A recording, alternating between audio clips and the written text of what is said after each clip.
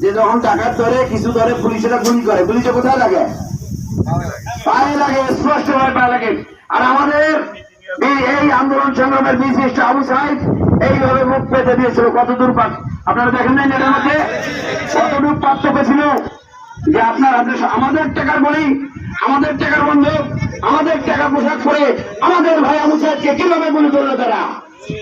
আমাদের আসলে অবাক হয়ে যাই আমরা, যে পুলিশ বাহিনী আওয়ামী লীগের শেখ হাসিনার কথা শুনে আজকে আবু সাইদকে যেভাবে গুলি করলো, এই আবু সাইদের গুলি দেখে আমি মনে করি বাংলাদেশের সারা বিশ্বের মানুষ আজকে নদীর হয়ে গেছে।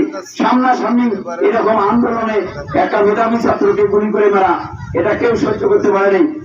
সারা দেশ স্ফুলিঙ্গের আগুনের মধ্যে ছড়িয়ে পড়লো, আন্দোলন সংগ্রাম শুরু হয়ে গেল। মাঝেতে আমরা 2-3 দিন আর কিছুই দেখতে পাইলাম না, পাইছি। তারা নেট বন্ধ করে দিল, এক পলক ছিল আইসিডি